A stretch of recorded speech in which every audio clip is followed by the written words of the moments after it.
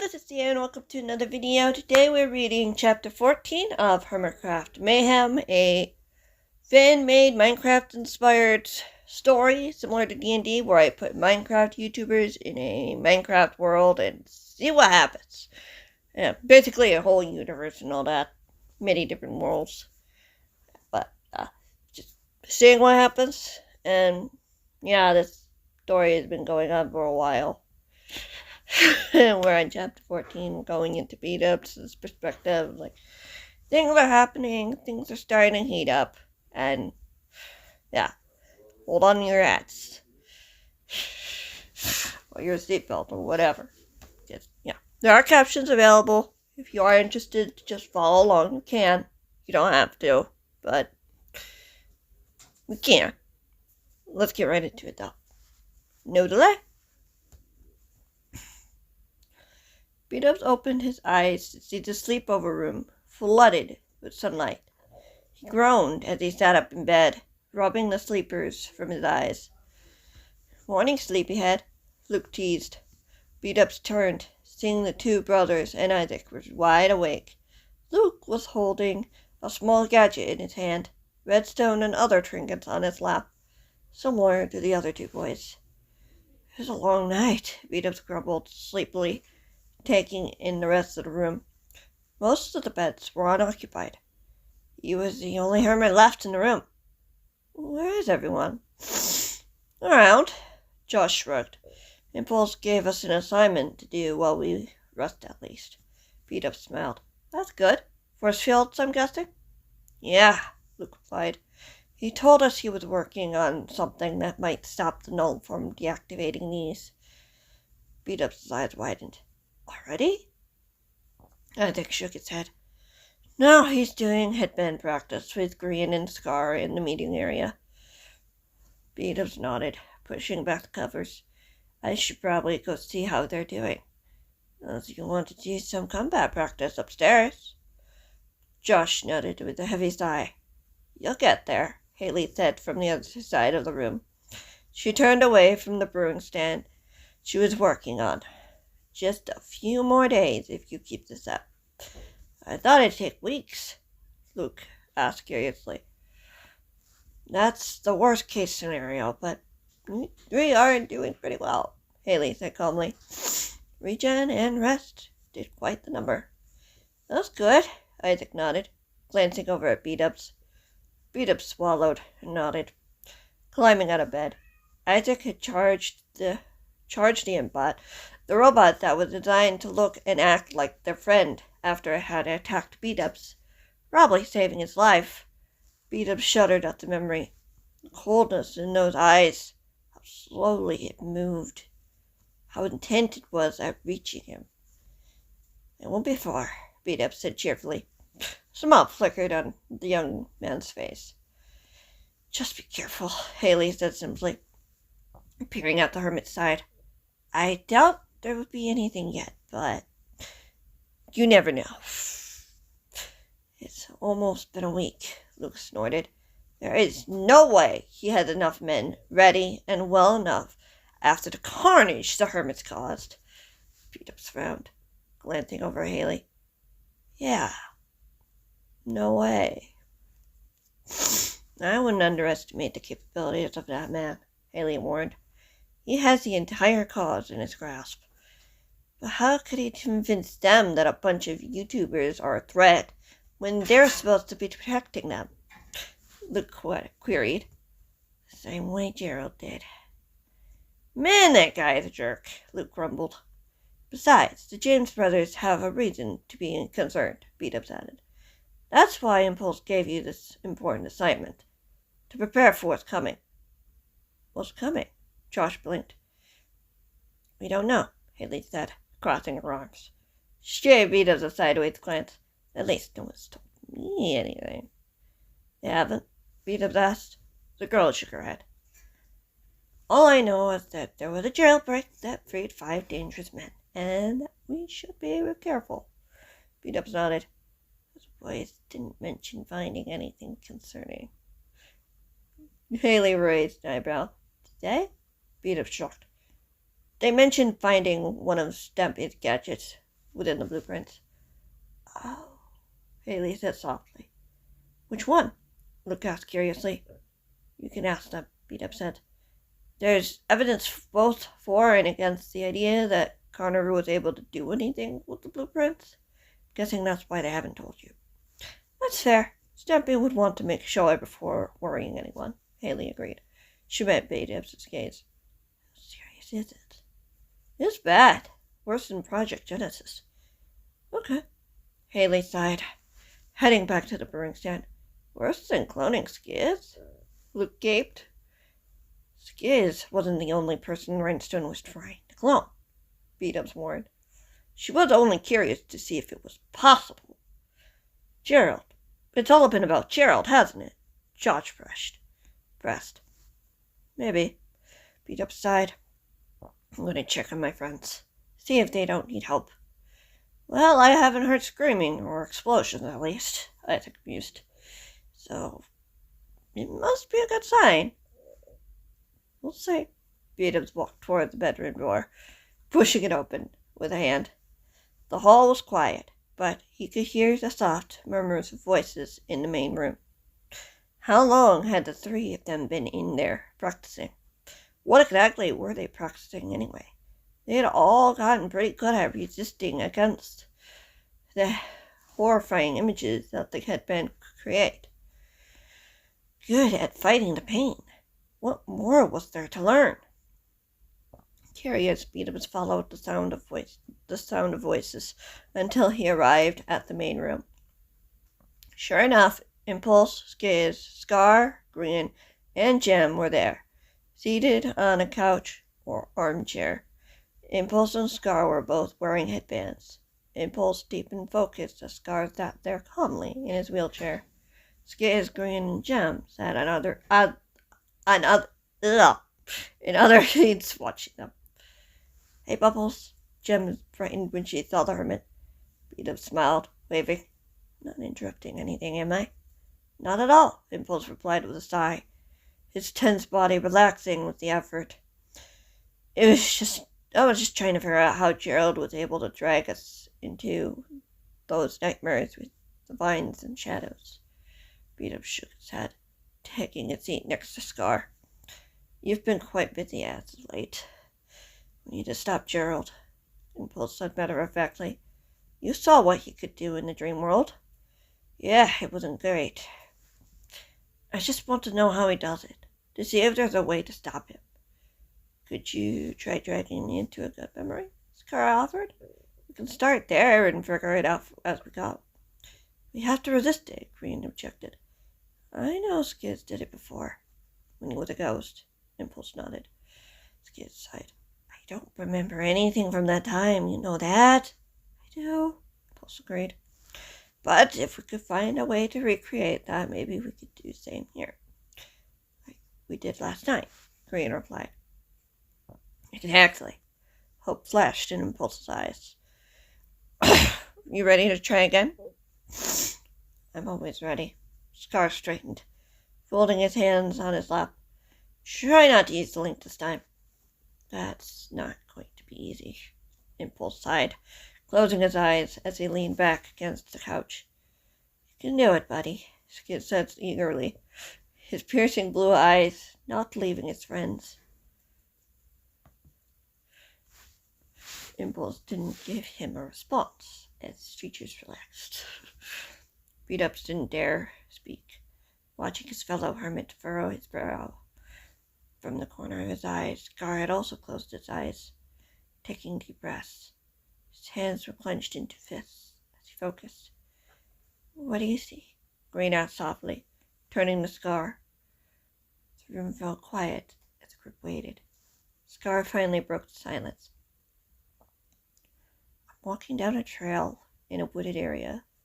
Not like the woods where Gerald resides, but like ours. Ours? Green asked softly. Is it a memory?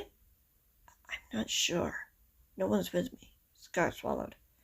Keep going down the path, Impulse suggested, sounding almost monotone. Scar frowned, the crease in his brow deepening. I can hear a river, birds singing in the trees. There's an abandoned wagon at the side of the trail. What do you feel? Jem pressed. Calm, I guess, Scar said. There's a bridge with an intersection on the other side. Go over the bridge, Impulse urged. Why? It looks old and rickety. Trust me. Do you know what you're doing? Scar asked. No, but this feels right.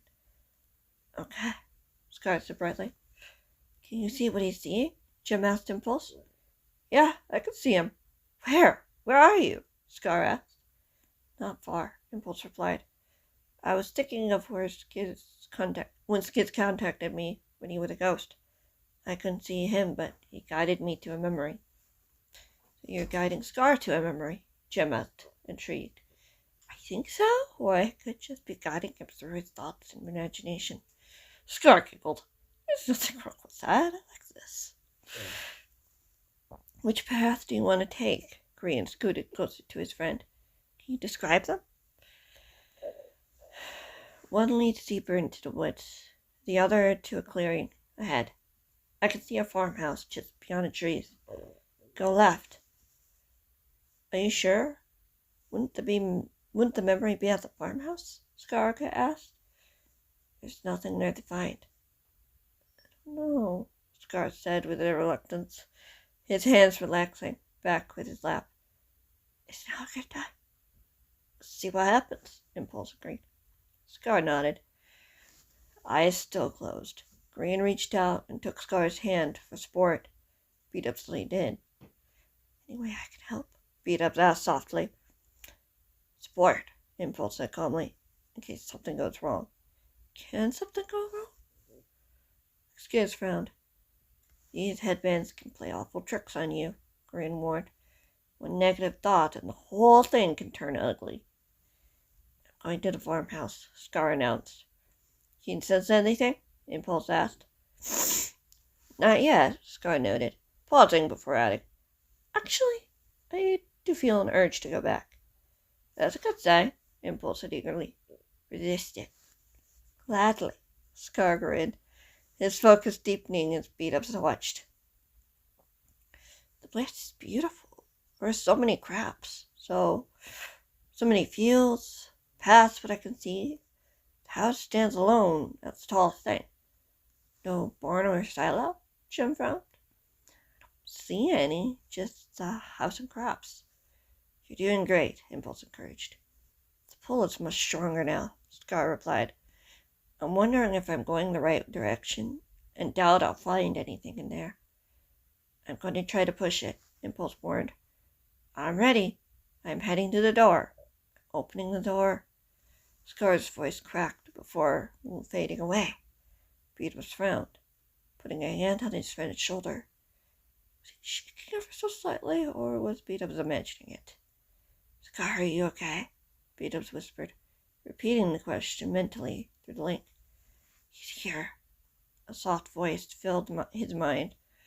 Bdubs looked up at his friend, before looking over at Impulse, who was lying back against the couch, also still.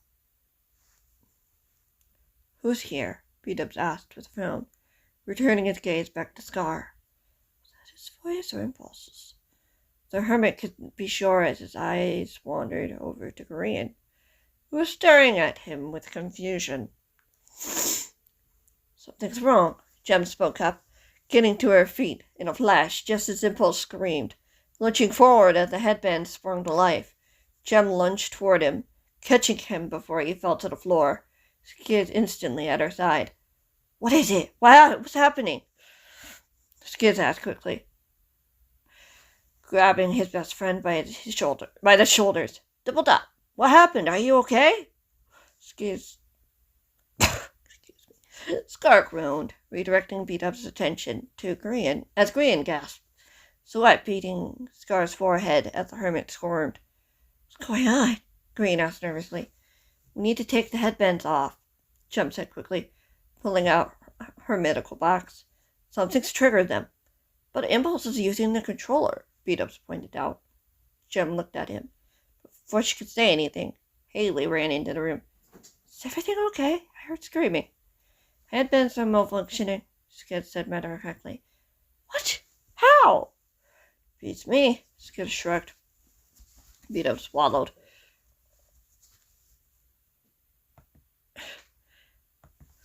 Watching as Skid held his best friend down, even as Impulse squirmed to free himself. Another scream filled the room as Bdubs looked back. Green had placed the chip on the headband and pressed it as Scar screamed in pain. A moment later, the headband was deactivated and hung limply in Green's hand. Green looked down at it before flinging it across the room. Is he okay? Bdubs asked. Green's face was pale as he gently shook Scar's shoulder. The other hermit groaned before his eyes fluttered open. Scar? Green crouched in front of his friend. Scar blinked, confusion before the green and black. What just happened? Scar asked shakily. I thought you could tell us, Green offered gently, getting to his feet, satisfied that the other hermit was okay. Scar shook his head, his attention moving across the room. His eyes widened when he spotted Impulse, slowly recovering from the headband. I didn't know that was possible, Impulse groaned weakly. It's pulled him into a hug. I'm okay. Really. He literally screamed in pain from that thing, Skid said firmly. Whatever you saw, it's nothing. Someone just surprised me. Surprised you? Jim frowned, sitting up straighter. Should it get Julius? Haley asked. Where's Blake? Upstairs with the others, Jim said quickly. He wanted to check on how they were doing. Haley nodded. He should be back soon if you heard that scream. Sorry, Impulse whispered. There's nothing to apologize for. It was just a weird glitch, Skid insisted. Right? Impulse shook his head. I don't know. What happened? Jim demanded as Impulse pulled away from Skids. She grabbed his arm before he could get up. I was trying to push Scar away from the farmhouse when someone came at me behind, Impulse said calmly. Before I could see who it was, I was dragged into the shadows and into a nightmare. Wicked nightmare, Scar said softly. Impulse nodded. Sorry I pulled you into that. Scar shook his head. Okay, at least it wasn't Gerald. Impulse smiled weakly. Yeah. Gerald wasn't there? Green frowned. Yep, Scar replied, wrapping his arms around himself. I woke up to find myself in the ruins of my base after the men blew it up. Oh man, Bdubs gulped. I'm okay. There was no one there, Scar said quickly. Green furrowed his brow. Are you sure? Of course I'm sure, Scar stated. He didn't meet Green's eye. It's not important anyway. You were groaning in pain. Green narrowed his eyes. What? Scar blinked. Green nodded. We should probably hold off on using the headbands again until we know what caused this, Haley cautioned. There shouldn't have been anyone there, and the fact that there was? Right, Impulse sighed. I never saw his face, so I can't be sure if it was Gerald, Rob, or someone else. Would they have been wearing a headband too? Green asked wearily. Maybe, Haley said thoughtfully. I'll have to see if we can get someone to scout around, see if we can find any clues. You know one thing, Impulse nodded. Gerald knew what we were planning to do last night and tried to stop us. Haley blinked. Really? Impulse grimaced. You're definitely being watched.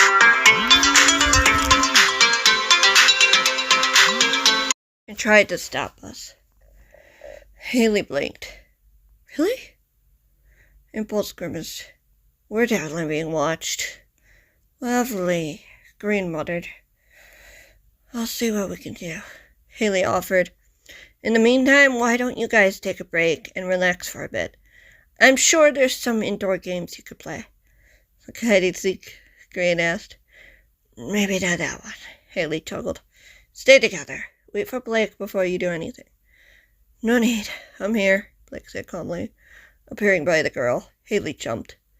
What did I miss? Indian screaming? Jim raised an eyebrow. Blake frowned. No, I was checking the security system.